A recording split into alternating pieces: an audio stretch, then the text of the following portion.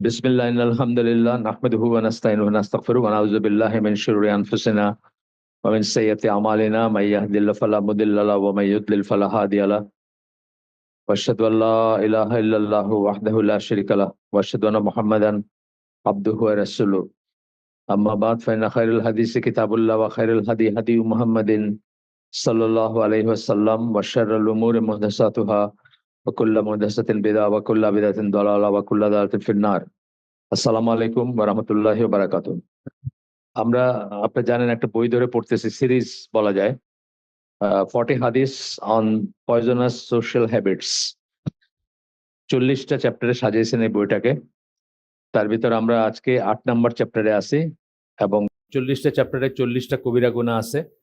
সেই কবিরা গুনার উপরে হাদিস, কোর হাদিস একটাই সাধারণত হয়, একটা বা দুইটা, কখনো দুইটাও করছেন। একটা চ্যাপ্টারে 3টা হাদিস করছেন, বাকিগুলোতে সব একটা ছিল। এই চ্যাপ্টারে 2টা হাদিস, কোর বলতে মানে মূল হাদিস। এবং তারপরে এখানে মূল হাদিস একটা, কিন্তু এটার আরেকটা ভার্সন দিয়েছেন আর কি। কিন্তু তারপরে ওটা নানা আরও অন্যান্য হাদিস দিয়ে সেটার কমেন্ট্রি এবং কোরআনের আয়াত দিয়ে সেটার ব্যাখ্যা করেছেন। এইভাবে বইটা সাজানো। তো আজকে যে চ্যাপ্টারটা আমরা পড়বো 8 নাম্বার চ্যাপ্টার, এটা হচ্ছে আনলফুল সেক্সুয়াল ইন্টারকোর্স, ব্যভিচার। সোজা কথা যদি বাংলায় বলি, আনলফুল যখনই বললাম তখন এটা ব্যভিচার হবে। সেটা প্রিম্যারিটাল অথবা এক্সট্রা ম্যারিটাল দুইটাই হইতে পারে। অ্যাডাল্টারি ফর্নিকেশনের ভিতরে আমরা যখন জিনা বলি তখন আসলে তফাৎ করা হয় না, বা বাংলায় যখন ব্যভিচার বলি তখনও তফাৎ করা হয় না, কিন্তু ইংরেজিতে দুইটা শব্দ ইউজ করা হয়। অ্যাডাল্টারিটা সাধারণত ইসের বেলায় করা হয়, বিবাহিত মানুষের বেলায় করা হয়, আর ফর্নিকেশনটা জেনারেলি করা হয়, জেনারেলি বলা হয় আর কি। যাই হোক, তো আজকে প্রথম হাদিস, যে মেইন হাদিস যেটা, সেটা হচ্ছে আবু হুরায়রা রাদিয়াল্লাহু আনহুর বর্ণনায়। এই হাদিসটা তিরমিজির হাদিস, একটাই হাদিস, কিন্তু এটার একটু সামান্য ডিফারেন্ট ভার্সন আছে একটা, বা অন্য একটা আছে, আরেকটা ভার্সন, বা একটু সরি, প্রথমটা হচ্ছে মুসলিমের এবং দ্বিতীয়টা হচ্ছে তিরমিজির। একই হাদিস, কিন্তু দুইটা সামান্য ডিফারেন্স আছে দুইটার ভিতরে আর কি। প্রথমটা আমরা পড়ি, মুসলিমের বর্ণনা যেটা, no adulterer is a believer at the time he is committing জিনা। যখন জিনা করে কেউ, তখন যে জিনাকারী সে আর বিশ্বাসী থাকে না, সে বিশ্বাসী থাকে না, সে মুমিন থাকে না। No thief is a believer at the time he is stealing. কোনো চোর যে সময় চুরি করতেছে তখন সে বিশ্বাসী থাকে না। No drinker of wine is a believer at the time he is drinking it. এবং কোনো মদ্যপানকারী বিশ্বাসী থাকে না যখন সে মদ পান করে, তখন সে বিশ্বাসী থাকে না। However their repentance may be accepted afterwards. কিন্তু তাদের তওবা পরবর্তীতে কবুল হইতে পারে, অর্থাৎ তওবা করলে সে আবার বিশ্বাসী হইতে পারে, বা বিশ্বাসী হিসাবে তাকে মনে করতে পারে। এই একই জিনিস, একই হাদিস, আবু হুরায়রা রাদিয়াল্লাহু আনহু বর্ণনায় একটু সামান্য ডিফারেন্ট ভার্সন আছে, একই কথা প্রায়। সেখানে আল্লাহ রাসূল সাল্লাল্লাহু আলাইহি ওয়াসাল্লাম বলেন, when a slave commits fornication or adultery, যখন একজন বান্দা, আল্লাহর বান্দা, এখানে বান্দা বলতে বিশ্বাসী বোঝানো হচ্ছে বা মুমিন বোঝানো হচ্ছে, যখন ব্যভিচার করে, ফেইথ লিভস হিম। এটা আমরা সবাই জানি, এটা খুব ফেমাস হাদিস। এইটা সেকেন্ড ভার্সনটা বেশি ফেমাস, যে ইমান তাকে ত্যাগ করে, ব্র্যাকেটে গোজ আউট অফ হিম, তার থেকে বাইরে হয়ে যায় ইমান। It remains above his head like a shadow, ছায়ার মতো তার মাথার উপরে থাকে, অর্থাৎ তার শরীরটাকে ত্যাগ করে তার মাথার উপরে থাকে। এবং if he leaves that action, সে যদি ওই কাজটা ত্যাগ করে, অর্থাৎ ব্যভিচার, ফেইথ রিটার্নস টু হিম, তাইলে বিশ্বাস তার ভিতর প্রবেশ করে। অর্থাৎ সে আইদার যে কাজটা করতেছিল সেটা শেষ করে হয়তো তওবা করলো, রিপেন্ট করলো, অনুশোচনা আসলো তার ভিতরে, অথবা সে ত্যাগ করলো জিনিসটা, একটা জিনিসের জন্য সে মানে যাচ্ছিল বা করতে উদ্যত হয়েছিল, কিন্তু সে ত্যাগ করলো, তখন তার ভিতরে ঈমান আবার প্রবেশ করে, ফেথ রিটার্নস টু হিম। এই দুটা একই হাদিস বা একই ধরনের কথা, একই হাদিস বলবো না আমরা, যেহেতু দুইটা বই থেকে আসছে, একটা মুসলিম থেকে একটা তিরমিজির থেকে, কিন্তু একই সাবজেক্টের উপর সামান্য ডিফারেন্স আর কি। দুইটা দিয়েই উনি শুরু করছেন, বা দুইটাই হচ্ছে ওনার এই চ্যাপ্টারের সূচনা। এরপরে আমরা কমেন্ট্রিতে যাই। এখানে আল্লাহ কিভাবে কোরআনে বলছেন সেটা বলতেছেন যে, and come not near to unlawful sexual intercourse, কাছেও যায় না, ব্যভিচারের কাছেও যায় না। কথাটা এরকম, এখানে যদিও নাই, আরবিটা নাই, শুধু ইংলিশটা আছে। ভ্যারিলি it is a great sin and evil way, এটা হচ্ছে একটা বড় গুনাহ, অ্যান্ড অ্যান ইভিল ওয়ে, এবং একটা খারাপ পথ বা খারাপ পন্থা, খারাপ ব্যাপার। আচ্ছা, এরপরে বলতেছেন যে শরিয়া প্রিভেন্টিভ মেজারগুলা দিচ্ছেন, যে কোনো একটা মানে খারাপ জিনিসের কি করে প্রিভেন্ট করবেন, কি করে এটা থেকে বেঁচে থাকবেন, এইগুলা শরিয়া কিন্তু সবসময় আপনাকে দেখায় দেয়, বলে দেয় যে এই করলে তুমি এটা থেকে বেঁচে থাকবা, বা এটা থেকে বেঁচে থাকতে হলে এই করতে হবে। তো তখন বলছেন যে কিছু মানে কয়েকটা রিকমেন্ডেশন বা কমেন্টমেন্ট বলতেছেন এখানে, যেগুলা করলে আমরা, যেগুলো মানলে আমরা এই ব্যাপার থেকে দূরে থাকতে পারবো। সেগুলো হচ্ছে, প্রথমটা বলতেছেন observing the Islamic dress code. আপনারা এখানে একটা বই পড়ছিলাম আমরা এই মজলিসে, প্রবলেমস মুসলিমস, এই মজলিসে বলতে শুক্রবার হালাকায়, problems Muslims face in today's world, একটা বই, ওটা আমাদের ইসে লাগানো আছে চ্যানেলে। তো ওইখানে উনি প্রবলেমের ভিতরে একটা প্রবলেম হচ্ছে যে এইসব ব্যাপার, যে মানে সেক্সুয়াল অ্যাসল্ট, বা রাস্তায় ঘাটে যে উত্ত্যক্ত বিরক্ত করে, অথবা রেপ অথবা ইন্টিমিডেশন যেগুলা চলে, সেগুলোর ব্যাপারে বলতে আমেরিকান যিনি লিখছেন, আমেরিকান দিনের দায়ী এবং কনভার্টেড মুসলিম এবং ইমাম মানে খুতবা দেন, লেখালেখি করেন। তো উনি বলতেছিলেন যে আপনার আমেরিকান সোসাইটির কথা বলতেছিলেন, বা সারা দুনিয়ার কথাই বলতেছিলেন, এইগুলার 1 নম্বর সলিউশন উনি বলতেছেন যে ইসলামিক ড্রেস কোডই করা।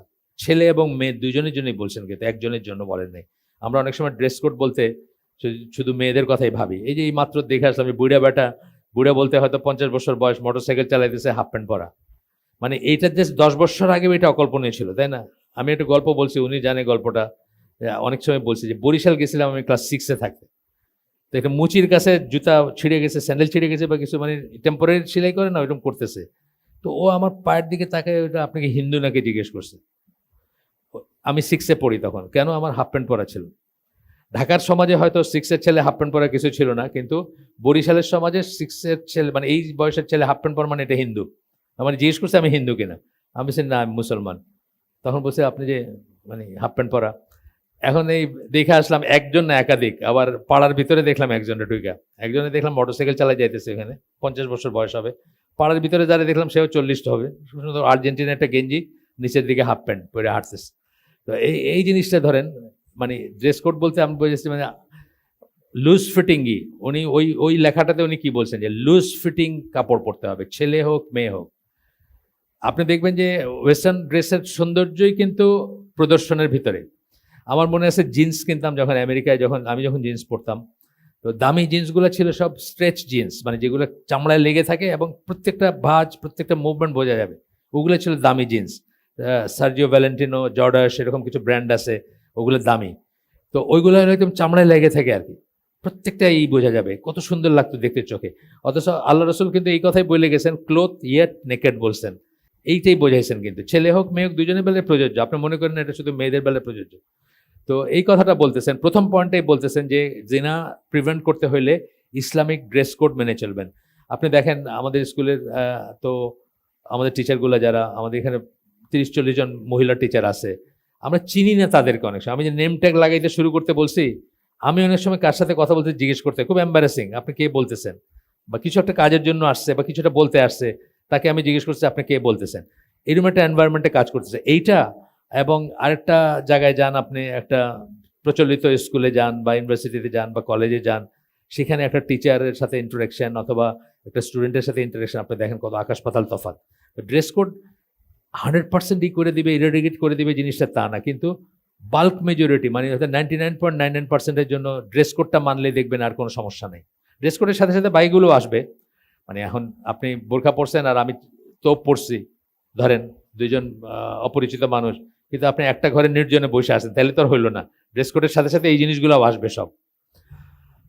Lowering the gauge, dress code গেল একটা, আরটা হলো যে তারপরে যারা ড্রেস কোড মানবে না তাদের বেলায় কি, লোয়ারিং দ্য গেজ, চক্ষুটা অবনত করবেন।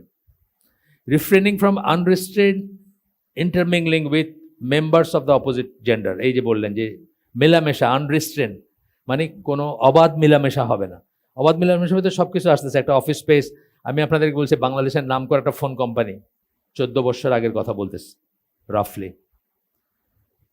এক্সিকিউটিভ দুজন, একটা ছেলে একটা মেয়ে, কাজে চিটাগং যাবে, তাদেরকে একটা নাইট কোচে পাশাপাশি 2টা সিটের টিকিট ধরাই দিছে, ওই এসি নাইট কোচগুলো যায়, এবং হোটেলে পাশাপাশি 2টা রুম দিছে। তারা কিন্তু কারোর সাথে কেউ রিলেটেড না।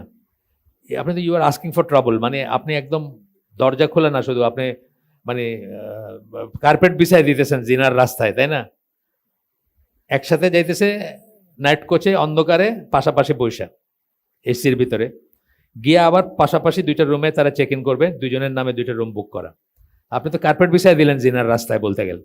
তো এইটা হচ্ছে যে আনরিস্ট্রেন্ড, মানে যেটা বলতেছেন যে রিফ্রেনিং ফ্রম আনরিস্ট্রেন্ড, অবাধ মেলামেশার থেকে, mingling with members of opposite gender who are not মাহরাম, যারা মাহরাম না তাদের ভিতরে, যদি তারা অপোজিট জেন্ডারে হয়, বিপরীত লিঙ্গের হয়, তাহলে তাদের ভিতর এটা অবাধ মেলামেশা করতে দেওয়া যাবে না। সেটা এখানেও না, অফিসেও না, রাস্তায় না, ঘাটে না, ক্যাফেতে না, ক্যাফেটেরিয়াতে না, রেস্টুরেন্টে না, কোথাও না।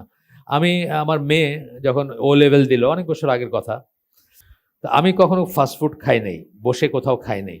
তো ওই দিন ব্রিটিশ কাউন্সিলের পরীক্ষা ছিল, বাইরে হয়ে সে আবদার ধরলো যে আব্বা কিছু খাওয়াও। আমি কি খাবি বল, যে ওই বেস্ট ফ্রাইড চিকেনের নাকি খুব ভালো। তখনকার যা বাচ্চারা আছে, যাই হোক। তা আমি বললাম কোথায় খাওয়ায়, যে কোথায় বেস্ট ফ্রাইড কোথায় আছে? তো একটা আছে হলো আপনার মিরপুর রোডে 36 নম্বরের আশেপাশে, মেইন রোডটার উপরে, ওইটার আবার নিচে গিয়ে খাইতে হয়, নিচে জায়গাটা বসার দা। গেলাম, আমি আর আমার মেয়ে বসছি এরকম, তো পাশের জোরে জোরে কথা বলতেছে, বুঝলাম যে ওনারা দুইজন এক অফিসে চাকরি করেন, ওনারা কেউ কারো কিছু না, দুজনই মনে হইতেছে যে বিবাহিত বাই, জাস্ট একটু সময় কাটাইতে চিটচ্যাট করতে আসছেন এখানে। এটা হলো জিনার রাস্তা খোলা আর কি। আমেরিকাতে মলগুলো চলেই কিন্তু হলো এই অফিস আদালতে কলিগরা গিয়া চেক ইন করে, এখানে অফিস আদালতে কাজকর্ম করে, অনেক স্ট্রেস, আবার দুজনের ভিতরে একটা ভালো সম্পর্ক আছে। এখন ওই বিকালে একদিন হয়তো অফিস থেকে দুজনেই ছুটি নিল, অথবা ছুটি না নিয়ে ওই আর্লি বাইরে হয়ে গিয়ে মল, এই কি বলে মল বলতেছে, মোটেল, রাস্তার পাশে দেখবেন আমেরিকায় যদি ড্রাইভ করেন, রাস্তার পাশে দেখবেন মোটেল, ওখানে কারা থাকে, ট্রাক ড্রাইভাররা থাকে সাধারণত যাওয়া আসার পথে, আর দেখবেন এরকম অফিসের কলিগরা যারা একই অফিসে কাজ করে, তারা গিয়ে চেক ইন করে। এটা হচ্ছে ওই আগে যে মেলামেশা করতে দিয়েছেন সেটার ফল কিন্তু এটা। ওইটা যদি না করতো তাহলে এটা হইতো না হয়তো। আমি একদিন ক্যালিফোর্নিয়ার এসে আপনার সেন পেড্রোতে একটা পোর্টে আর কি আমরা ফোন করতে যাই, ফোনের বুথে গেছি, তো জায়গাটা অন্ধকার। তো আমি শুনতেছি একটা ছেলে এবং একটা মেয়ে বেশ জোরে কথা বলতেছে। এখন পোর্টের ভিতরে তো মেয়েদের কোনো ব্যাপার নাই, ইউজুয়ালি লেবাররা সব ছেলে, আর কিছু কিছু গাড়ি চালায়, ওই যে কন্টেনারের এই চালায় আজকাল কিছু নারীবাদী মেয়ে আছে, তারা চালায় আর কি বিশাল বিশাল ট্রাকগুলা, খুব রেয়ার একটা দুইটা। কিন্তু এখানে গল্পটা শুনতেছি যে মানে খুব হাসি ঠাট্টা গল্প হইতেছে। ফোনটা করে যখন ফিরতেছি তখন দেখি যে 2টা গাড়ি এভাবে রাখছে আর কি, মুখামুখি, পুলিশের গাড়ি 2টাই, মানে সিকিউরিটি গার্ড, একজন ছেলে একজন মেয়ে, তো অন্ধকারের ভিতরে বসে গল্প করতেছে। তো এইসব ব্যাপারগুলো বোঝার ব্যাপার। You are asking for trouble. যখনই আপনি এই সিচুয়েশনটা হইতে দিবেন, যখন আপনি আসলে কিন্তু জিনার রাস্তায় কার্পেট বিছাই দিলেন, যে এর পরবর্তী পরিণতিটা ওইটা হবে, এইটাই ওখানে বলছেন আর কি। তারপরে বলতেছেন, married person who has been convicted of adultery by শরিয়া court has to be stone to death. বিবাহিত হইলে শরিয়ার শাস্তি কি? মৃত্যুদণ্ড। এবং কিসে মৃত্যুদণ্ড? পাথর বর্ষণের মৃত্যুদণ্ড, কষ্টকর মৃত্যুদণ্ড কিন্তু। আচ্ছা, আপনারা হয়তো জানেন যে এই মৃত্যুদণ্ডটা কিন্তু শাসক বা কেউ মাফ করতে পারেন না। যে মেয়ে তার বাবা মাফ করতে পারে না, তার হাজবেন্ড মাফ করতে পারে না, মানে ধরেন একটা ছেলেকে মাফ করা, একটা ছেলে ধরেন কিছু একটা করছে, রেপই করছে ধরেন বা এই ধরনের কিছু, তো তখন একটা প্রশ্ন আসতে পারে, মেয়ের ফ্যামিলি মাফ করে দিতে পারে নাকি, মেয়ে মাফ করে, এখানে মাফ করার কোনো স্কোপ নেই। এটা যদি বের হয়ে যায়, কেউ মাফ করতে পারে না। 3 ধরনের মৃত্যুদণ্ড আছে ইসলামে, 2টা মাফ হয়, একটা মাফ হয় না। এই হ্যাঁ, বাকি 2টা মাফ হয়। একটা হচ্ছে কিসাস, যেটা আপনি কাউকে হত্যা করছেন, তার ফ্যামিলি আপনাকে মাফ করে দিলে মাফ, তার ফ্যামিলি যদি মাফ করে দেয় মাফ, বা টাকা পয়সা নিয়ে সেটেল করলে মাফ। আরেকটা হচ্ছে মুরতাদ হয়ে গেলে, সেটা মাফ করে দেওয়া যায় যদি সে তওবা করে, সে ফিরে আসে আলেমদের কাছে অথবা শাসকের কাছে বা কাজীর কাছে, তওবা করলো, বললো যে না আমি বুঝছি, আমার ভুল বুঝছি, সেটা মাফ হয়ে যায়। এইটা এইটা যদি একবার এস্টাবলিশ হয়, কেউ মাফ করতে পারে না। এটা অবশ্যই কার্যকর করতে হবে ইসলামিক স্টেটে, কত কঠিনভাবে, বিকজ সমাজের স্ট্রাকচারটা ভেঙে পড়ে। এটা যখন র্যাম্পেন্ট হয়ে যায়, এটা যখন মানুষের কাছে অস্বাভাবিক থাকে না, এটা যখন মানুষের কাছে অ্যাকসেপ্টেবল হয়ে যায়, তখন সমাজের ফেব্রিকটা ভেঙে পড়ে, সমাজ নষ্ট হয়ে যায়।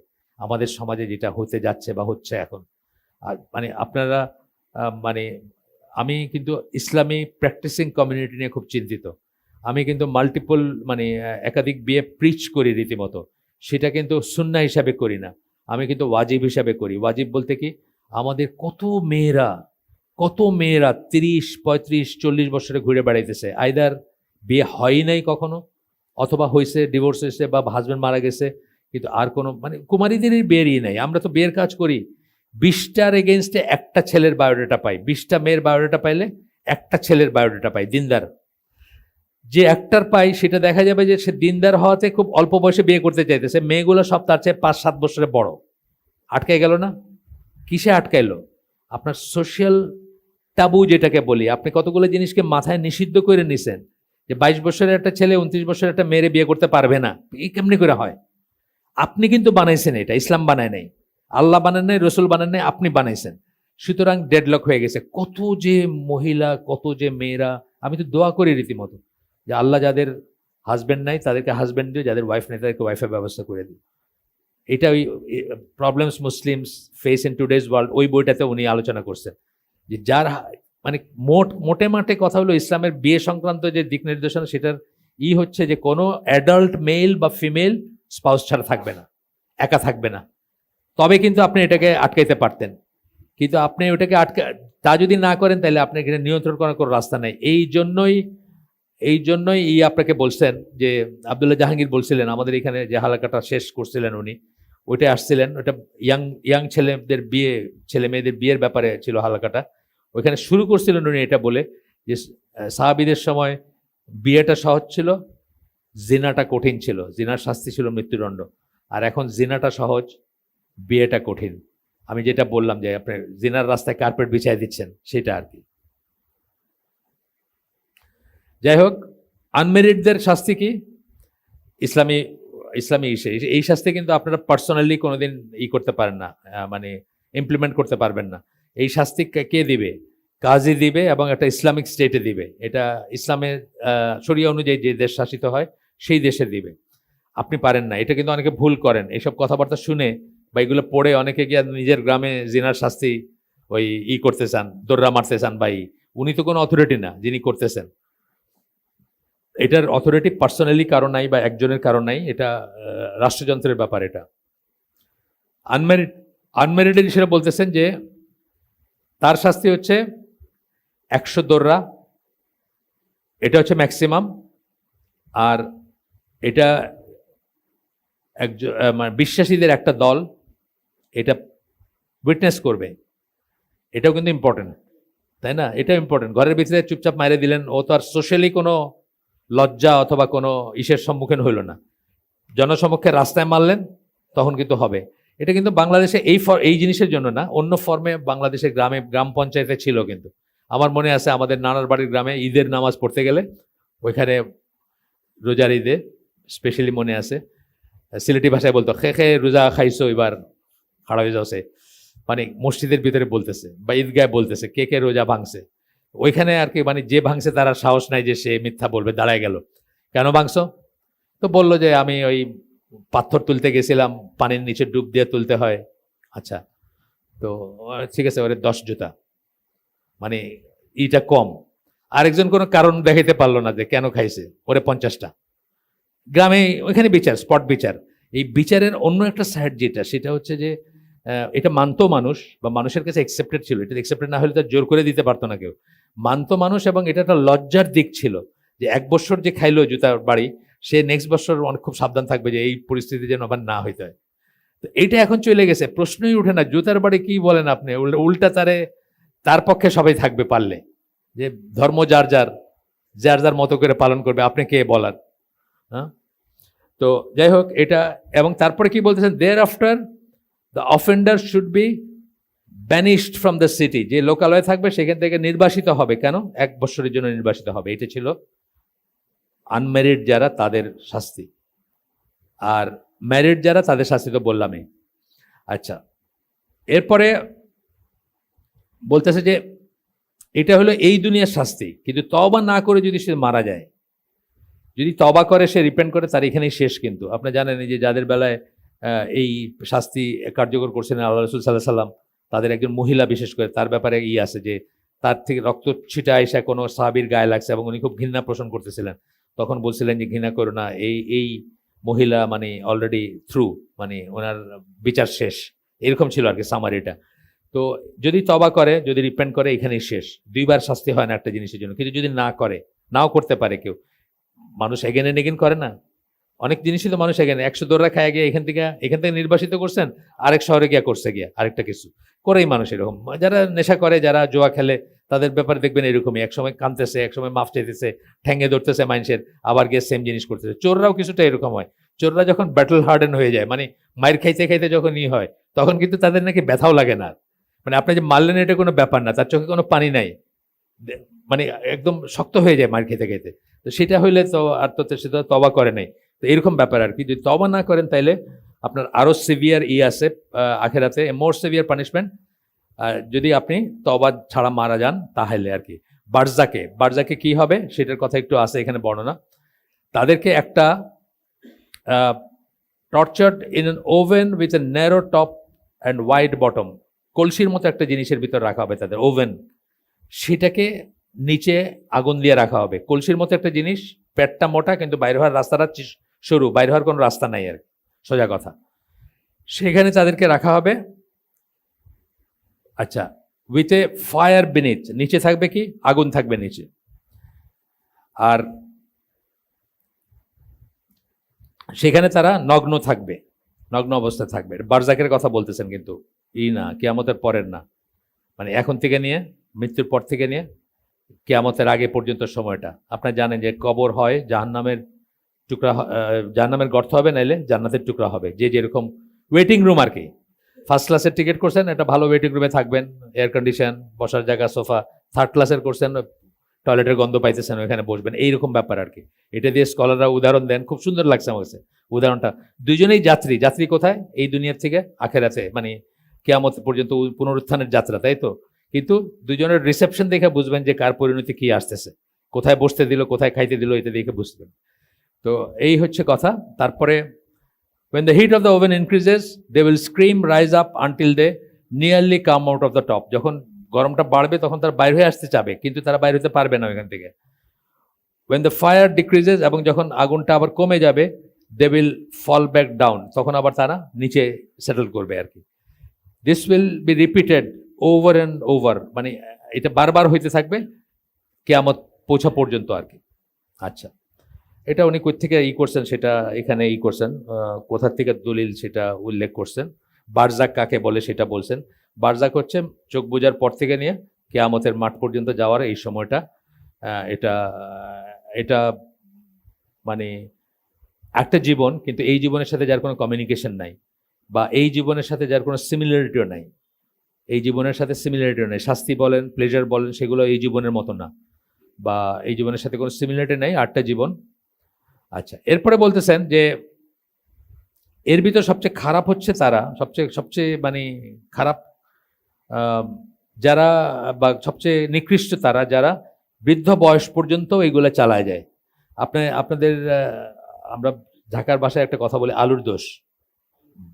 আলুর দোষ যাদের থাকে ওদের অনেক বয়স পর্যন্ত থাকে। আপনারা এই যে ঢাকার বাসে কারা মেয়েদেরকে মলেস্ট করে অথবা টাচ করে, এটার একটা সমীক্ষা পড়তেছিলাম আমি।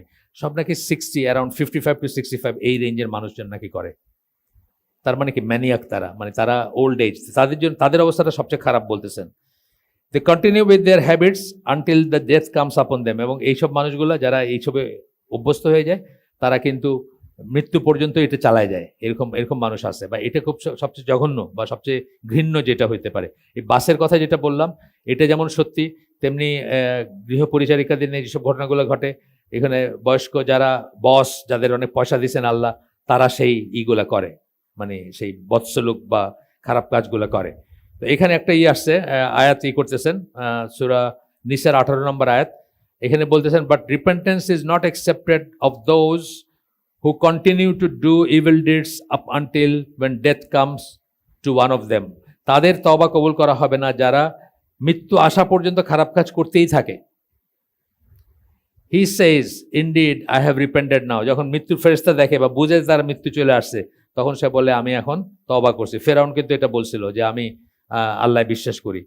Or of those who die while they are disbelievers, অথবা যারা, এদেরও তওবা কবুল করা হবে না, অথবা যারা কাফের হিসাবে মৃত্যুবরণ করে তাদেরও কোনো উপায় নাই, মাফ পাওয়ার কোনো উপায় নাই বা পরিত্রাণের কোনো উপায় নাই।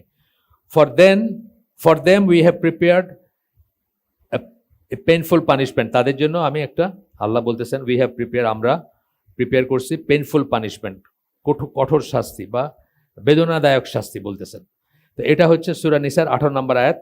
তারপরে আবু হুরায়রা রাদিয়াল্লাহু আনহুর বর্ণনায় আসতেছে একটা হাদিস, এটা হচ্ছে একটু দেখে দিই, দাঁড়ান, মুসলিমের হাদিস, যেখানে বলতেছেন there are 3 persons to whom Allah will not speak on the day of judgment or resurrection, nor will he sanctify them.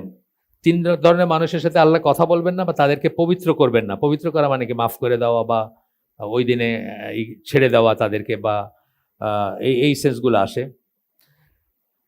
তো আবু মুয়াবিয়া আরেকজন ন্যারেটর, এই যে হাদিসটা, এটার আরেকজন রাবি, উনি বলেন নর will he look at them. উনি একটা অ্যাড করলেন আর কি, যে তাদের দিকে তাকাবেন না আল্লাহ। একটা হলো কথা বলবেন না, মাফ করবেন না, আর হলো তাকাবেন না। মানে প্রত্যেকটি ডিরোগেটরি, মানে খুব কপাল পোড়া একটা জিনিস না। মানে সব মুমিনরা তাদের সবচেয়ে বড় ইটা হচ্ছে তারা আল্লাহকে দেখবে ওই দিন, কিন্তু আল্লাহ তাদেরকে তাকাবেন না, তাদের সাথে কথা বলবেন না বা তাদেরকে পবিত্র করবেন না, মানে সে তো ডোমড, শেষ, তার আর কোনো আশা ভরসা নাই। তখন বলতেছে যে তারা কার জন্য সেটা হবে, this include an old man who commits unlawful sexual intercourse. বুড়া মানুষ যে জিনা করে, একটা ইয়াং মানুষ করাটাও যে জায়েজ সেটা বলতেছি না আমরা, বাট তারটা ভেরি লাইকলি, আর্জটা হচ্ছে লাইকলি, প্রচণ্ড আর্জ থাকবে তার, সেই জন্য তারটা একটা ক্ষমার চোখে বলতে পারেন শাস্তিটা লেস। আপনি ওখানে দেখেন ম্যারিড আর আনম্যারিডের ভিতরে কিন্তু মৃত্যুদণ্ড আর 100 দররা। এই ডিফারেন্সটা কেন আসছে? বিকজ আনম্যারিড যে তার হয়তো, যদিও তার ম্যারিড হওয়া উচিত ছিল, এটা কোনো যুক্তি না যে আমি আনম্যারিড, তারপরেও তাকে একটা ছাড় দেওয়া হয়েছে যে তার তো কোনো সাথী নাই বা তার স্পাউস নাই, কিন্তু ম্যারিড যে তার কোনো অজুহাত থাকতে পারে না, এই জন্য তার মৃত্যুদণ্ড। তো সেম টোকেনে বুড়া যে, তার তো এটা আনলাইকলি একটা অ্যাক্ট ছিল, তথাপি তার আলুর দোষটা রয়ে গেছে, এর জন্য তার অবস্থা খারাপ আর কি। আরেকটা হচ্ছে কি, এ কিং হু লাইজ, একজন আমাদের দেশে বা সারা দুনিয়ায় দেখেন যারা পাওয়ারফুল তারাই কিন্তু বেশি মিথ্যা কথাগুলো বলে, তাই না?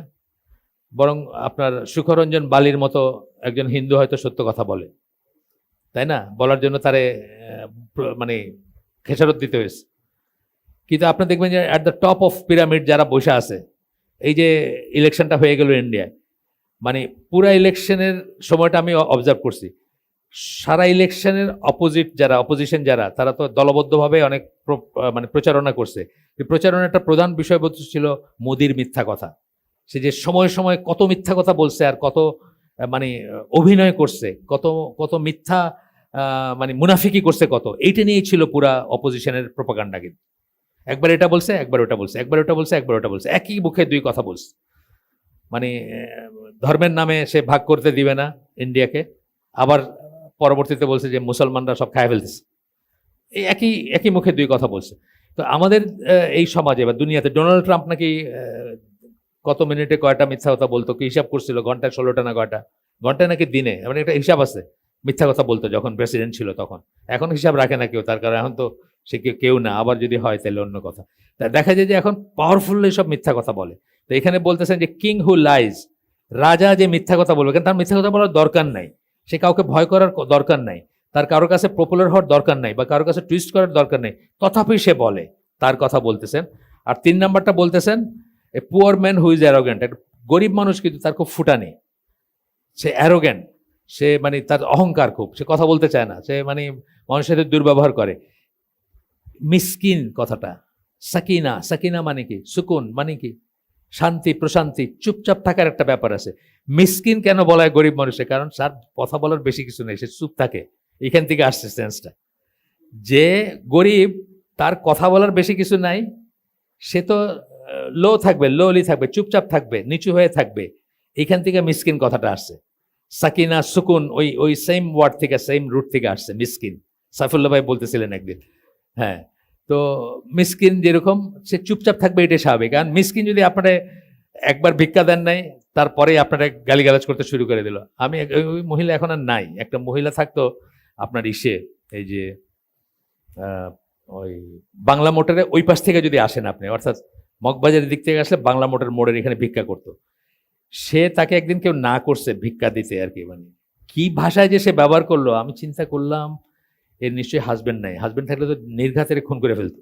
মানে এই ল্যাঙ্গুয়েজের জন্যই হয়তো গ্রামে গঞ্জে মানুষের খুন করে, মানে না, একদম বাড়ি মাইরা, মাথায় একটা চেলা কাট দিয়ে বাড়ি মাইরা ফেললো। মানে কল্পনা করা যায় না যে কি বিষাক্ত তার জিব্বাটা।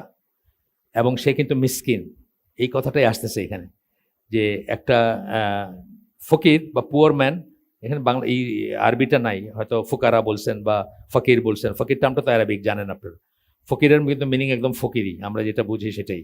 ফুকারা শুনছেন না কোরআনে, যে আপনার নিঃস্ব বা গরিব, যে তাকে ফুকারা, মানে প্লুরাল হচ্ছে ফুকারা। তো তো বলতেছেন যে poor man who is arrogant, যে অ্যারোগেন্ট। জিনা প্রসঙ্গে আসছে, কিন্তু বাকি দুইটাও কিন্তু খুব ইম্পর্টেন্ট, তাই না? বোঝার জন্য খুব ইম্পর্টেন্ট না বাকি দুইটা? যে আজকের দুনিয়া কিন্তু এই সবকটাই আছে, তিনটেই আছে আর কি। এরপরে বলতেছেন যে আজকাল কেন এটা নিয়ে এত কথা আমাদের, এটা নিয়ে আসলে কথা বলারও সময় বোধহয় শেষ হয়ে গেছে। মানে কথা বলার কিছু নাই আর, ব্ল্যাক অ্যান্ড হোয়াইট হয়ে গেছে। মানে কথা বলে বোঝানোর কিছু নাই, কথা বলে বোঝানোর আর কোনো অবকাশ নেই। মানে যে জিনিসটা কেউ জানে না, যে জিনিসটা সম্বন্ধে সচেতন না, এগুলো আমরা সবাই জানি। যে কথাগুলো বলছি আপনারা সবাই জানেন এখানে। তারপরে যদি আপনাদের ফ্যামিলিতে, আপনাদের পরিচিত পরিধিতে, বা আপনাদের ছেলে মেয়েদের ভিতর, বা আপনাদের নিয়ন্ত্রণ যেখানে আছে, সেখানে যদি এই সমস্ত জিনিসগুলোর স্কোপ থাকে, বলতে হবে আমরা কপাল পড়া আসলে, তাই না? মানে আমরা এগুলো সবই জানি। এই মিক্সিং মিংলিং এর ফল কি, এটা আমরা জানি। কাপড় চোপড় ঠিক মতো না পড়লে কি হয়, এটা আমরা জানি। মানে যেগুলো বললাম আমরা সবকটাই কিন্তু আমরা জানি। পর্দার মিনিং কি, সেটা আমরা জানি।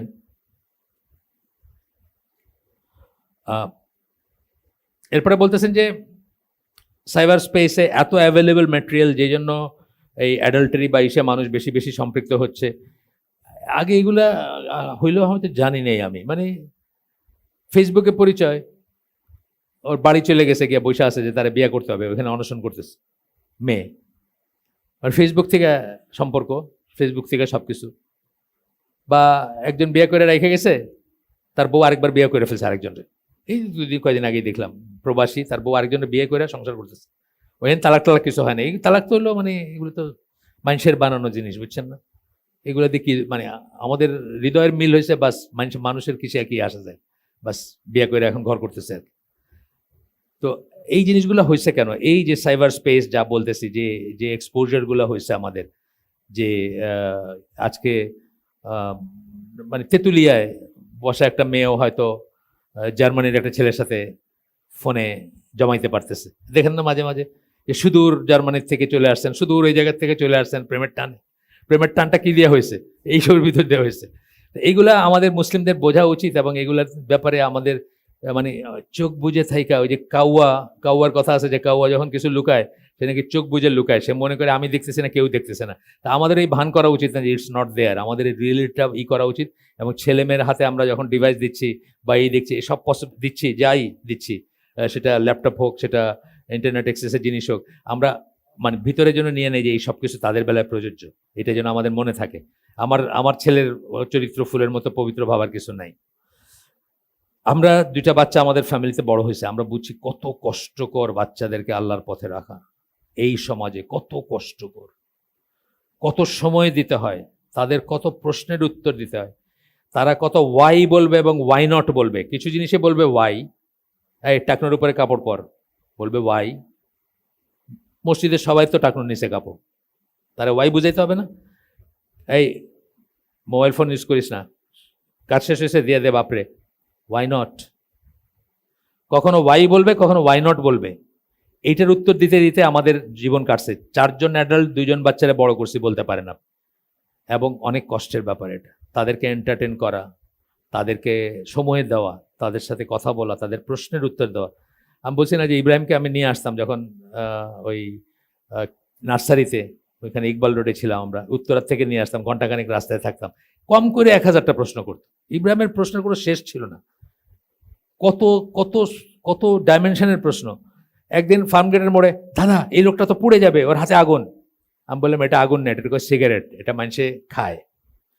মানে এইটাও তার প্রশ্ন। একদিন এসে গেছি ওই যে ওই চন্দ্রিমা উদ্যানে গেছি, আর একটু বড় 2 ভাইরে নিয়ে গেছি, একটা হাঁটতে পারে কোনো মতে, একটা দৌড়ায় আর কি। শনিবার সকালে গেছি, মানুষজন থাকে না, সকালে মানুষজন থাকে না। তো ওইখানে মহিলা খেলোয়াড়রা ব্যাডমিন্টন প্র্যাকটিস করে আসছে, জাতীয় লেভেলের আর কি।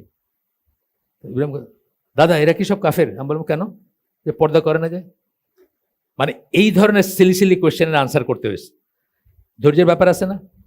তারপরে এই পর্যায়ে আসছে আজকে যা দেখতেছেন ইব্রাহিম, আজকে যা দেখতেছেন ইয়াহিয়া, এগুলো একদিনে হয় নাই, এগুলোর পিছনে অনেক সময় গেছে। এই সময় তো নাই বাপ মায়ের, বাপ মায়ের তো এই সময় নেই। নিজে এরকম করবে নাকি বাচ্চার দিকে তাকাবে? তো নিজেরা 2টা মোবাইল ফোন নিয়ে 2 জনে দাঁড়ায় বসে রয়েছে, হয়তো বাচ্চাটা বিরক্ত করছে, নে তুই এটা নিয়ে বসে থাক, তুই এটা নিয়ে খেল, আমরা এটা নিয়ে, তুই এটা নিয়ে খেল আর কি। এইভাবেই চলতেছে। যাই হোক, এরপরে বলতেছেন free mixing between the sexes has also increased. Magazines, lewd film, এগুলো তো আছে, ম্যাগাজিন, লিউড ফিল্ম। তার চেয়ে বড় হচ্ছে যে আমাদের লাইফস্টাইল, কাজ করার ক্ষেত্র, পড়াশোনার ক্ষেত্র। বাংলাদেশের কোন ইউনিভার্সিটিতে নাকি ছবি লাগাই দিছে, মানে ওই পাঞ্জাবি এইসব পয়রা ঢুকা যাবে না, ড্রেস কোডে লাগাই দিছে, মানে ওই নেকআপ টেকআপ পয়রা যাওয়া যাবে না, এগুলা লাগাই দিছে, অফিসিয়ালি লাগাই দিছে আর কি। তো আপনি তো করে দিচ্ছেন, মানে ব্যবস্থা করে দিচ্ছেন যাতে মানুষ দিনাতে যায়। এই মরে গেছে, ওর নাম কি জানি, এই যে হুমায়ুন আজাদ, সে নাকি কোনো ছেলে মেয়েরে পাশাপাশি বসে থাকতে দেখলে হাত একজনের হাত নিয়ে আরেকজনের হাতে দিয়ে বলতে এইভাবে ধরে বসো আর, মানে আলাদা হয়ে বসছো কেন, তার স্টুডেন্টই এইভাবে বসো আর কি, এটা বলে দিত। তো আমাদের সিস্টেম কিন্তু এটাকে প্রমোট করতেছে। সেইখানে আপনার জন্য তো জীবনটা অনেক কঠিন, আরো যেখানে এভরি আদার প্লেসে আপনি দেখবেন যে এই জিনিসটা চলতেছে, এই জিনিসটা প্রমোট করতেছে। এরপরে বলতেছেন যে 2007 সালের ব্রিটেনের ল কমিশন, তারা এই করছে, আইন প্রণয়ন করছে, আনম্যারিড যারা লিভ টুগেদার করে তাদের রাইট অনেক বেশি দেন যারা বিবাহিত তাদের। কিসের রাইট? মানে একজনের উপর আরেকজন রাইট, সম্পত্তির উপর রাইট, ভরণ পোষণের রাইট, এই সব কিছুর আইন প্রণয়ন করছে যে যারা লিভ টুগেদার করছে তাদের রাইটটা আসলে বেশি। মানে আপনি লটা এমনভাবে বানাইছে যে আপনি লিভ টুগেদার করাটাই মনে হবে যে এটাই বেটার কাজ টু ডু আর কি। যে জন্য আপনাদের বলছি যে ইউরোপে, যেমন ধরেন ফ্রান্সে 60% বাচ্চা এখন জন্মাইতেছে আউট অফ ওয়েডলক, আমাদের ভাষায় পরিভাষায় যেটাকে আমরা জারজ সন্তান বলি। আপনার হায়েস্ট হচ্ছে আইসল্যান্ডে হচ্ছে প্রায় 65-এর মতো। তো ইংল্যান্ড এইখানেই কোথাও আছে, ধারে কাছে কোথাও আছে, কারণ আমি 86 সালেই দেখছি এভরি আদার পার্সন যারা দেখছি তাদের বাপের কোনো পরিচয় নাই, অথবা পরিচয় থাকলেও তারা বিবাহের মাধ্যমে তাদের জন্ম হয় নাই। তো এখন হয়তো আরো খারাপ অবস্থা। এটা ব্রিটেনের একটা লয়ের কথা বলতেছেন, যেই লতে আনম্যারিড কাপলস মোর রাইটস, এটা ছিল এইটা আর কি, টাইটেলই ছিল এটা। এই ল প্রণয়ন করার পরে ইন্ডিপেন্ডেন্ট নিউজ টেলিভিশন তারা এটার উপর প্রোগ্রাম করছিল, সেই প্রোগ্রামটার শিরোনাম ছিল এটা, যে আনম্যারিড কাপলের বেশি রাইট একজনের উপর একজন। এটা আমরা পড়লাম না, এটা আমাদের বেলায় প্রযোজ্য না, অথবা এটা অনেক বড় জিনিস, এটা পড়ার দরকার নেই, শুধু বলে দিলাম সামারিটা।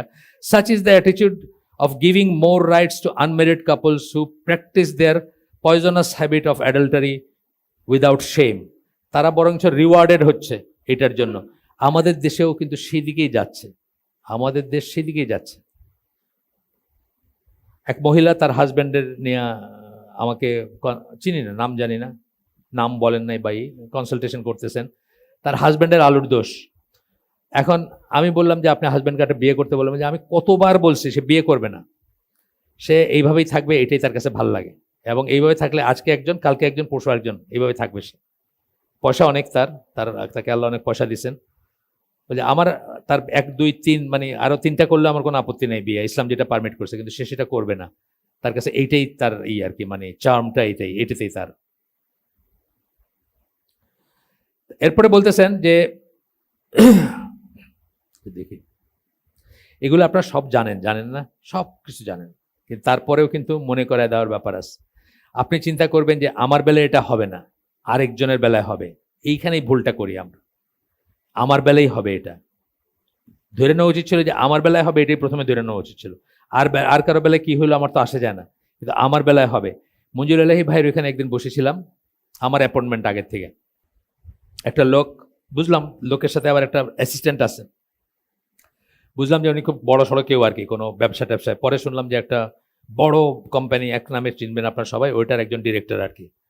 তো উনি মঞ্জুর ভাই আমার কাছে একটু সময় চায় নিলেন, যে উনি একটু ইমার্জেন্সি আর্জেন্ট ব্যাপার আসছেন, আপনার সাথে একটু সময় নিয়ে কথা বলবো। আমার ঠিক আছে, সমস্যা নেই। তখন ওই যে এই উত্তরের টাইম ইন্টারন্যাশনাল বলে একটা হিপসখানা চালাইতেন ওনারা, ওইখানে অফিসও ছিল, ওইখানে আসছেন, ওইখানে আমি কথা বলতে গেছি। তো আমি বললাম ঠিক আছে, কোনো সমস্যা নেই, যান আপনি। তো এটা ওই দিন শেষ। তো অন্য কোনো একদিন কোনো প্রসঙ্গে বললাম, মানে আমি অন্য প্রসঙ্গে মঞ্জু ভাইকে একটু মানে দুষ্টামি করতেছি আর কি, বলতেছি আপনাদের কাছে কত বড় বড় ডিরেক্টর ফেক্টর আসে, টাকা পয়সা নিয়ে আসে। বলে না এনাম ভাই, ওই দিন টাকা পয়সার ব্যাপার ছিল না তো, মানে গোপনে কথা বলছেন উনি। ব্যাপারটা কি ছিল, যে ওনার বউ একটা ড্রাইভারের সাথে একলা আসে যায়।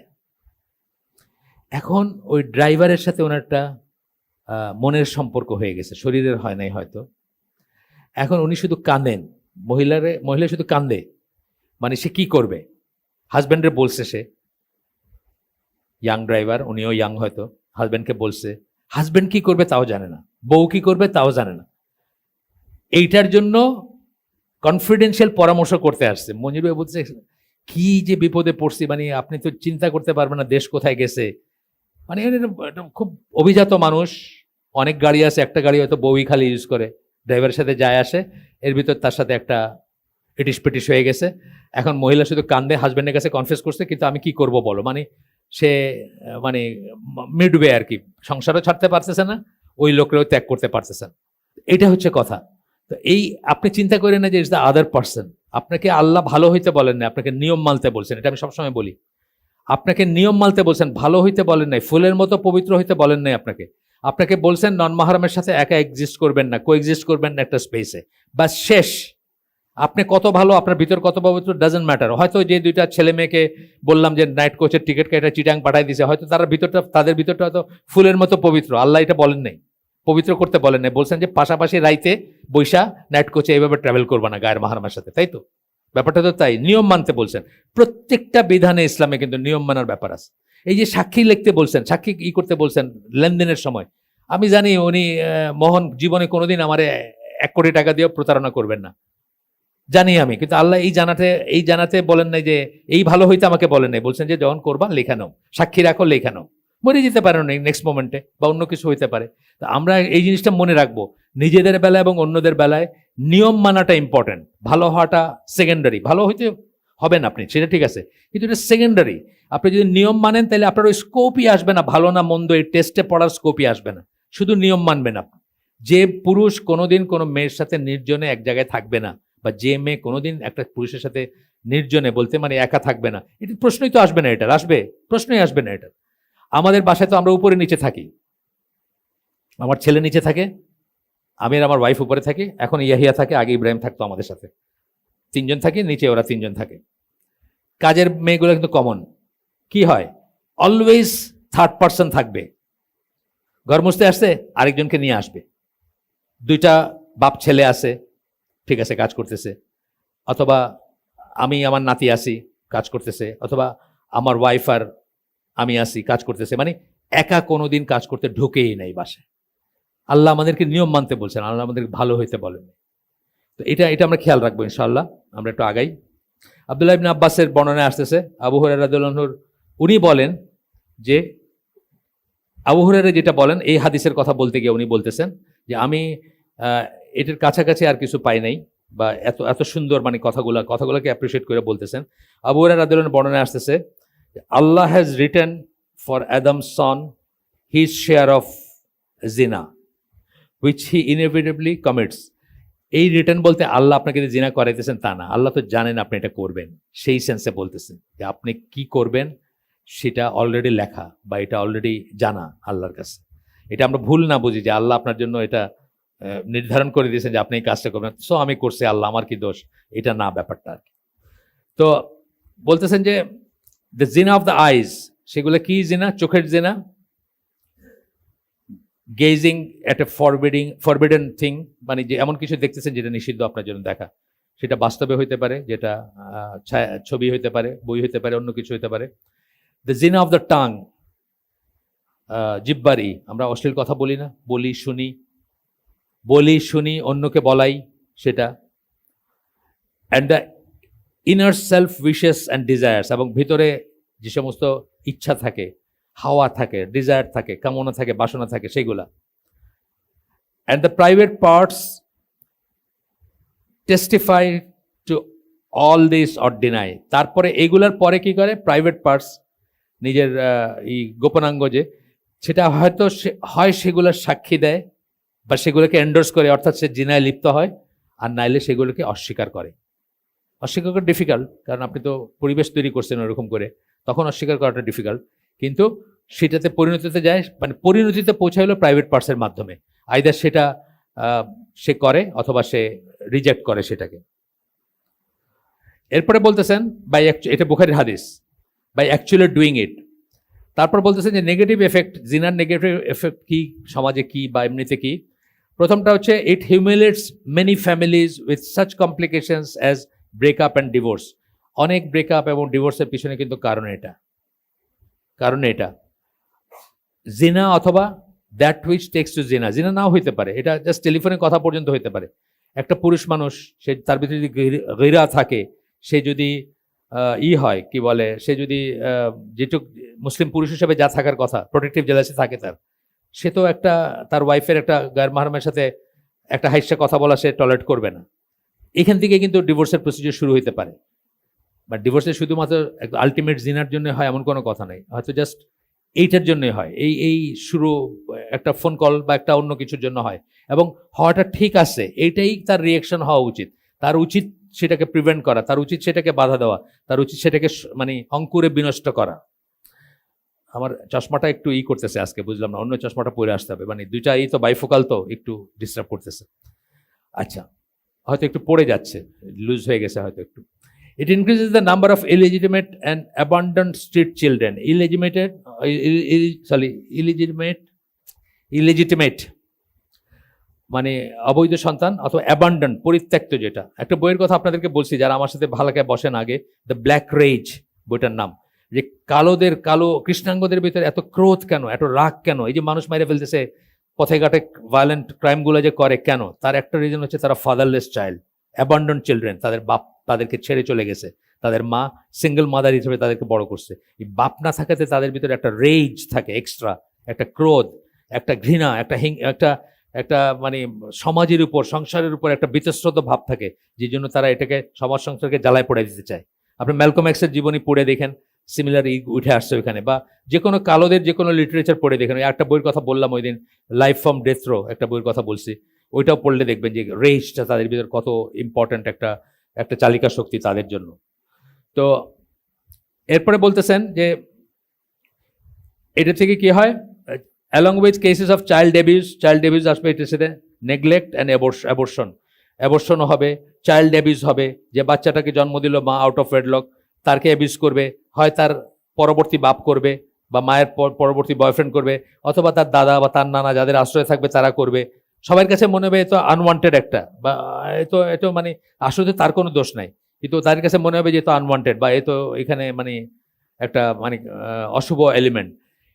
It leads to spread of many sexually transmitted diseases.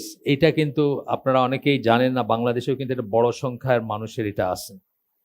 Apu আমাকে বলতেছিল যে একটা নিয়ে কাউন্সেলিং করা উচিত, যারা স্কুল পার হয়ে কলেজে যাবে আমাদের ছেলেরা, যে এই স্কুল এবং স্কুলের শেষ এবং কলেজের শুরুর সময়টা নাকি মানে প্রস্টিটিউটদের কাছে যাওয়ার সময়। আমার ধারণা ছিল ঢাকার থেকে এইসব উঠে গেছে, মানে রেজিস্টার্ড রেড লাইট ডিস্ট্রিক্ট আমার ধারণা ছিল ঢাকার থেকে উঠে গেছে, কিন্তু অপুর একটা লেখা পাঠাইছে সে আমাকে, সেটাতে মনে হয়েছে যে না এখনো ঢাকাতে আছে, কোথাও আছে আর কি। আমার একটা ধারণা ছিল যে বাংলাদেশ হওয়ার পরে আস্তে আস্তে এগুলো উঠে গেছে, ঢাকা থেকে উঠে গেছে, দৌলতদিয়া বা মংলা এইসব জায়গায় হয়তো আছে, কিন্তু ঢাকার ভিতরে বা ইসে হয়তো নাই। কিন্তু এই লেখাটা যেটা হচ্ছে বলতেছে যে এইটা নিয়েও করা উচিত, যে একদিনের একটা এক্সপেরিমেন্ট তার সমস্ত জীবনটা শেষ করে দিতে পারে। এইডস যে ব্যাপারটা, এটা তো একদিন এনাফ, একবার এনাফ। কোকেনের মতো আমি বলি, ড্রাগের ব্যাপারে আমি বলি কোকেন এক শট এনাফ, এক শটের পরেই আপনি হুকটপ হয়ে যাবেন, সারা জীবনে ছাড়তে পারবেন না। এই ব্যাপারটা কিন্তু একবার একটা হচ্ছে জাস্ট ফান সেক, সিগারেট খায় মানুষের এরকম, বন্ধু বান্ধব যদি খারাপ হয় বললো আরে বেটা কি আছে, একটা একটা টান দিয়ে কিছু হবে না, টান দেয় না মানুষে, ওইরকম ভাবে হয়তো এই কাজটাতেও জড়াইতে পারে, এবং এটা খুব ভয়ঙ্কর একটা জিনিস। এবং স্পেশালি এই এজ গ্রুপটা, আরও স্পেশালি যাদের, আমি আগে বলছি আপনাদের যে প্রি ফ্রন্টাল কর্টেক্স, ডাক্তার আছেন নাকি কেউ এখানে আমি জানি না, প্রি ফ্রন্টাল কর্টেক্স এই জায়গাটা, এই জায়গা আল্লাহ যেটার কথা কোরআনেও করছেন বা অন্য জায়গায় বলছেন, হাদিসেও আসছে, এই জায়গাটাতে মানুষের বিবেক বুদ্ধি থাকে। বিবেক বুদ্ধিতে ভালো এবং মন্দকে আলাদা করার যে বুদ্ধি সেটা থাকে এই জায়গাটায়। এটা ডেভেলপ করে নাকি লেট টিনে ডেভেলপ করে, অর্থাৎ 19-19-এ ডেভেলপ করে, কারো কারো 25 বছর লাগে যায় ডেভেলপ করতে। এর আগ পর্যন্ত সে সেফ না, সে ভালো মন্দর তফাৎটা বুঝতে পারবে না। মানে জীবনে এক মুহূর্তের একটা এক্সপেরিমেন্টের জন্য একটা এইডস বাধায় যে সারা জীবনের জন্য সে অমানুষ হয়ে যেতেছে, বা মানে তার যে নিশ্চিত মৃত্যুর দিকে, এবং তার সে যে একটা, আর সে যদি সেটা না বোঝে বা না রিয়েলাইজ করে অথবা প্রিকশন না নেয়, সে যে আরো হাজার হাজার মানুষকে ইনফেক্ট করতে পারে, মাল্টিপ্লাই করতে পারে, এই জিনিসগুলো তার মাথায় থাকবে না যদি তার বয়সটা পরিণত না হয়। সে ভালো মন্দ বুঝবে না, এই জন্য তাদের কাউন্সেলিং এর দরকার আছে। এই সাইডটা আমি কিন্তু কোনোদিন মনে করি না যে কাউন্সেলিং এর দরকার আছে, কারণ আমি তো এগুলো করি। কিন্তু অপরই কথাটার পরে আমি সিরিয়াসলি চিন্তা করছি যে আমাদের স্কুলের উপরের দিকের ক্লাসগুলোতে যতটুকু রাগঢাক করে বাচ্চাদের বোঝানো যায়, আমি চেষ্টা করব বাচ্চাদেরকে বোঝানো যায় কিনা, এটা মানে ধরেন 9-10 বা 7-8 যারা উপরের দিকে আসে, আমি চেষ্টা করব কাউকে দিয়ে বলাইতে, আমি তো বলবো না, কাউকে দিয়ে বলানোর চেষ্টা করব। আচ্ছা, এরপরে আসেন, এইডস এর কিছুই দিছেন, রোগগুলোর নাম দিছেন, রোগগুলো কি কি দিছেন, সিফিলিস, গনোরিয়া, হার্পেস, তারপরে আরো অনেক কিছু আছে, আর HIV মানে এইডস যেটা সেটা। এখানে কিছু স্ট্যাটিস্টিক্স দিচ্ছেন শুধু এইডস এর ব্যাপারে। 2001 সালের সার্ভেতে দেখা গেছে, না 2001 সালে না, 2001 সালে 3 মিলিয়ন মানে 30 লাখ লোক মারা গেছে এইডস থেকে। 2001 সালে, এক বছরে 30 লাখ লোক মারা গেছে এইডস থেকে। আর মোর দেন 60 মিলিয়ন, 6 কোটি, 6 কোটি মানুষ ইনফেক্টেড হয়েছে 2 দশকে, মানে যখন এটা প্রথম আবিষ্কৃত হয় তার 2 দশকে। তারপরে বলতেছেন যে 2000 এবং 2020-এর মাঝে in the 45 most affected countries, মানে 45টা দেশ যেগুলাতে 2000 থেকে 2020, তো দ্য প্রজেক্টেড মানে 68 million people will die. 68 million মানে 6,80,00,000 মানুষ মারা যাবে প্রজেক্টেড 2000 থেকে 2020-এর ভিতরে। চিন্তা করছেন, 6,80,00,000 মানুষ। আমার তো মনে হয় না কোভিডে এত মানুষ মারা গেছে কি মারা যায়নি, কিন্তু এটা সাইলেন্ট, কেউ বলতেছে না, কেউ এটা নিয়ে মানে হাহুতাশ করতেছে না, চুপচাপ থাকতেছে, অনেকে নিয়ে ঘুরতেছে। আমি একটা আমেরিকান দেখছিলাম, আপনার আমেরিকায় তো প্রস্টিটিউশন জানেন তো আপনারা, নিষিদ্ধ জানেন তো, অফিসিয়ালি কিন্তু কোনো প্রস্টিটিউশন নাই আমেরিকায়।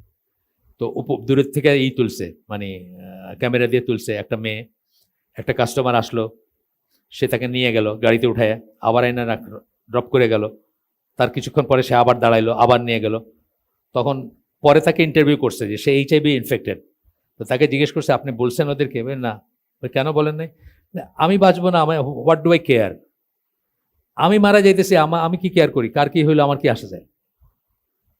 এটাও কিন্তু একটা পয়েন্ট, যখন একটা মানুষ এই সমস্ত পরিণতিতে যায়, তার মনে হয় দুনিয়ার সব জ্বালায় পোড়ায় ছারখার করে দিই, আমার তো ডেজ নাম্বার, আমারে বলছে 1 বছর আছি আমি যতজন পারি, আমারে যেরকম শেষ করছে কেউ, আমি এরকম শেষ করে দিয়ে যাই, এই ট্রেন্ডটা থাকে আর কি। এই জন্য আরো সাবধান হওয়ার ব্যাপার আছে।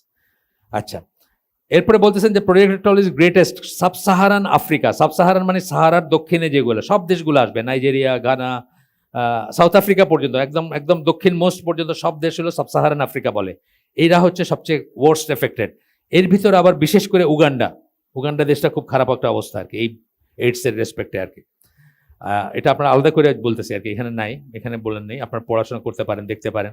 In many countries AIDS is decreasing life expectancy, জীবন মানে লাইফ এক্সপেক্টেন্সি কমে যেতেছে।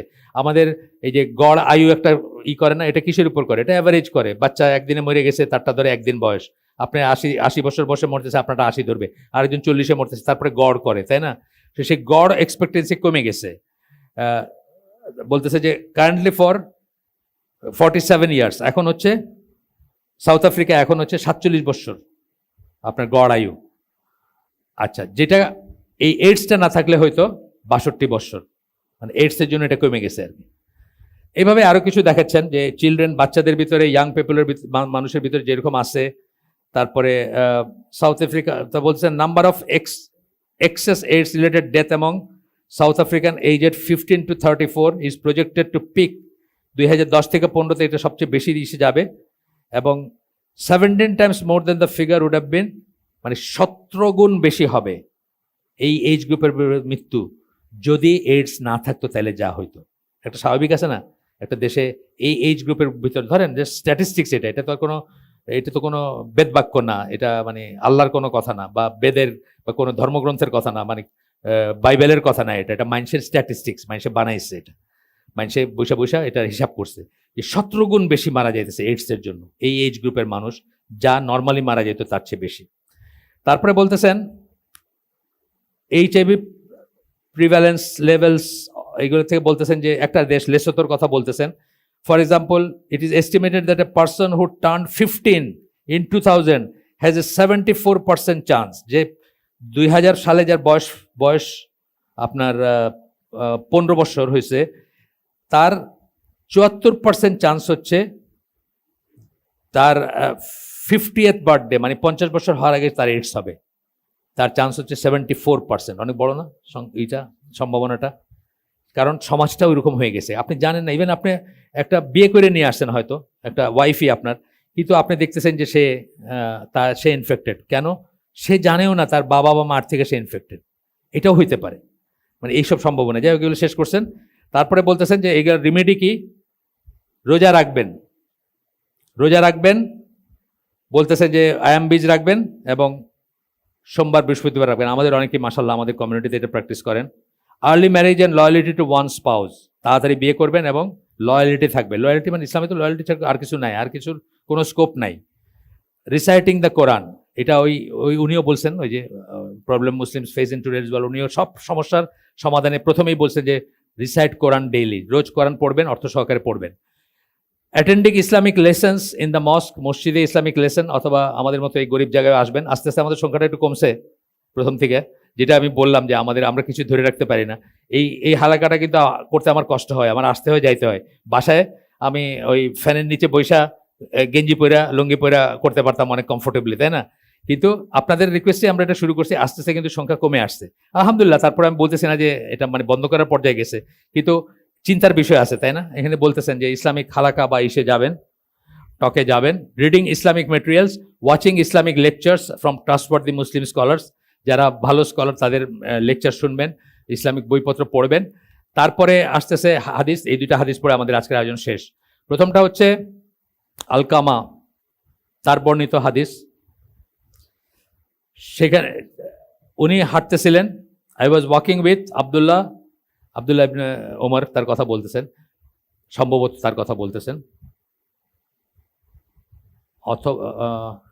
অথবা হইতে পারেন আব্দুল্লাহ ইবনে মাসুদও হইতে পারেন, আমি শিওর না। এখানে এই হাদিসটা তো আমি অন্য কথা পড়ছি, আব্দুল্লাহ ইবনে মাসুদও হইতে পারেন এই হাদিসের বেলায়, আমি শিওর না। তো যাই হোক, তো বলতেছেন যে হাঁটতেছেন মিনায়, ওসমান রাদিয়াল্লাহু আনহু আসছেন, আয়েশা তার সাথে কথা বলতেছেন আব্দুল্লাহর সাথে।